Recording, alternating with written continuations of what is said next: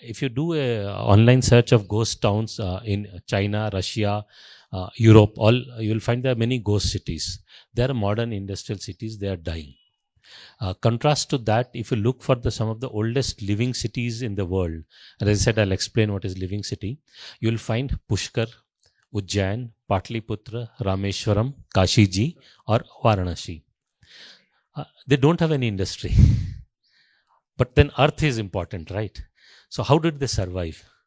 So obviously there is an economic system, Arth Vyavastha, which revolves around the mandir. And do they have their own products? So I'll give an example. We all are familiar with sari, right? Can you think of some of the names of saris? Banarsi, Kanjivaram, Sambalpuri, Dhakeshwari. Each one comes from a mandir city, wherever there is a mandir of a Devi. And the connect is huge. The design that you'll see in a Banarsi sari will be of the same flower and the petal which is offered to goddess Parvati.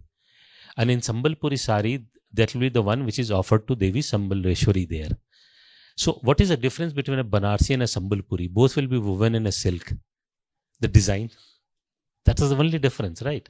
And the color, because that's the petal and the flower which is being designed. So the fall of the sari that you see will have the shikhar of mandirs.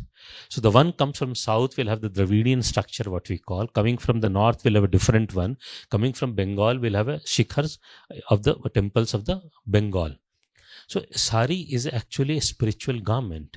And it's not that we have not been able to understand it. It was the Portuguese who got it first. For the 200 years the Portuguese ruled Goa, there was a ban on weaving and wearing of sari.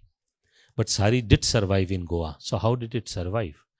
For 200 years, our ancestors, weavers, used to weave the sari in the basement of their house. And women used to wear sari only in the night. Otherwise, they would be penalized. And for 200 years, that's 10 to 12 generations, Imagine the sacrifice our ancestors have done to preserve this for us. And that defines our duty to that. And Portuguese did it because they thought as long as sari is there, people will not convert. As we know, they were very aggressive in the conversion part of it.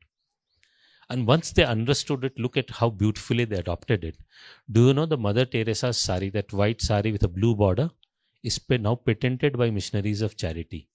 If you wear a sari of that, you will have to pay a royalty to missionaries of charity.